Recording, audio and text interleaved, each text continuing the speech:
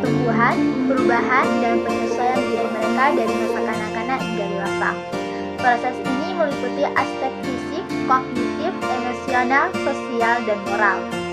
Secara umum, perkembangan individu melibatkan beberapa tahap utama, meskipun ini dapat bervariasi menurut teori perkembangan yang digunakan.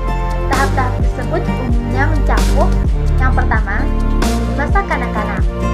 Periode ini ditandai dengan pertumbuhan fisik yang cepat, perkembangan keterampilan motorik, serta pembentukan dasar-dasar bahasa dan pemahaman dunia sekitar. Yang kedua, remaja. Ini adalah periode transisi antara masa kanak-kanak dan dewasa. Remaja mengalami perubahan fisik yang signifikan, mulai dari pubertas hingga perubahan sosial dan emosional mereka. Juga mengembangkan identitas diri dan mulai merencanakan masa depan mereka. Yang ketiga, dewasa.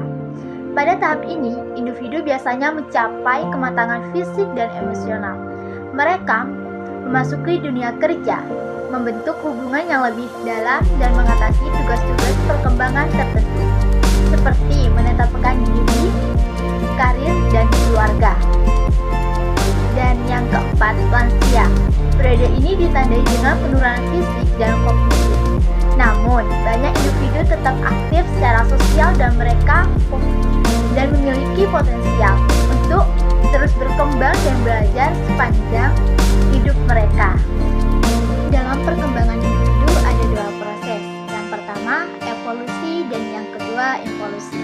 Merujuk pada dua arah perubahan yang dapat terjadi dalam berbagai konteks, termasuk perkembangan individu, sosial, dan budaya. Yang pertama, evolusi. Proses evolusi mengacu pada perubahan menuju perkembangan, peningkatan, atau kemajuan. Ini bisa berarti peningkatan dalam hal fisik, intelektual, sosial, atau budaya.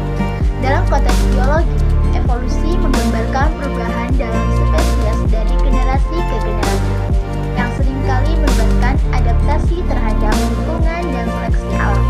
Dalam konteks perkembangan individu, evolusi mungkin mencakup pertumbuhan fisik, kemajuan kognitif, perkembangan karir, atau perluasan hubungan sosial. Yang kedua, involusi. Sebaliknya, proses involusi mengacu pada perubahan menuju penurunan, kemunduran, atau degradasi. Ini bisa terjadi dalam berbagai konteks, termasuk penurunan kesehatan fisik, penurunan fungsi kognitif, kemunduran hubungan sosial, atau regresi dalam hal kajian budaya.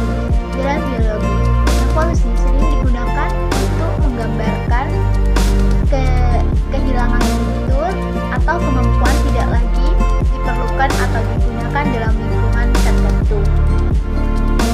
Yang kedua, perubahan dalam individu. Perubahan dalam individu merujuk pada transformasi atau modifikasi yang terjadi pada berbagai aspek kehidupan seseorang sepanjang waktu. Ini dapat menyebabkan perubahan fisik, emosional, kognitif, sosial, atau bahkan spiritual. Beberapa konsep kunci yang terkait dengan perubahan dalam individu. Dalam pengkajian perkembangan individu terdapat beberapa istilah yang sering digunakan untuk menggambarkan berbagai aspek pertumbuhan dan perkembangan seseorang.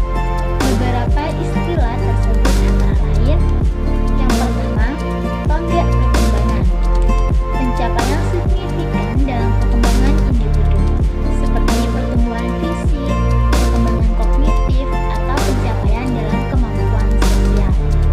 Yang kedua, developmental stage atau tahap perkembangan, periode waktu tertentu yang memiliki ciri khusus dalam perkembangan individu, seperti masa bayi, masa kanak-kanak, remaja, dewasa muda, dan dewasa. Yang ketiga, periode kritis, waktu-waktu tertentu selama perkembangan di mana individu lebih rentan terhadap pengaruh lingkungan dan pengalaman tertentu, dan di mana perkembangan tertentu dapat terjadi dengan optimal. Yang ketiga, perkembangan peserta didik. Perkembangan peserta didik merujuk pada proses pertumbuhan dan matangnya berbagai aspek fisik, emosional, sosial, dan kognitif individu yang terlibat dalam pendidikan.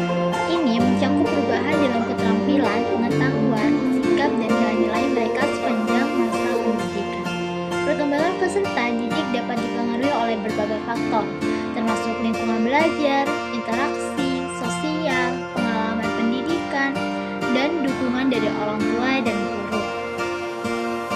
Yang keempat, manfaat mempelajari tentang peserta didik memiliki beberapa manfaat yang signifikan, antara lain: yang pertama, pemahaman yang lebih baik; yang kedua, pengembangan strategi pembelajaran yang efektif; yang ketiga, pengelolaan kelas yang lebih efisien; yang keempat, dukungan emosional dan sosial; yang kelima, pengembangan keterampilan hidup; yang keenam, penyesuaian kurikulum; dan yang terakhir, pembangunan diri yang holistik.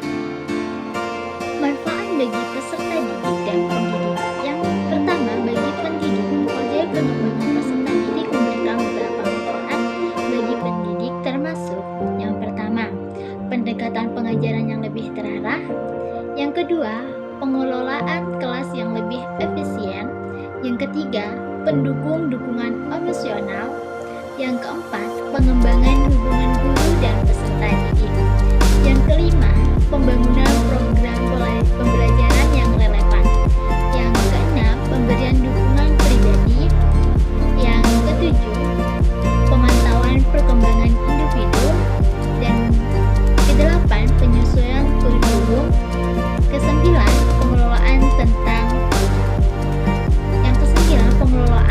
perilaku; yang kesepuluh, pemberian umpan balik yang berfokus.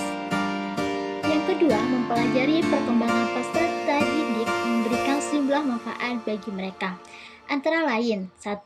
Pemahaman diri yang lebih baik. Peserta didik dapat mengembangkan pemahaman yang lebih baik tentang diri mereka sendiri, termasuk kekuatan, kelemahan, minat, dan nilai-nilai pribadi. Ini membantu mereka dalam menjalani proses pencarian identitas. Yang kedua, pengembangan keterampilan belajar.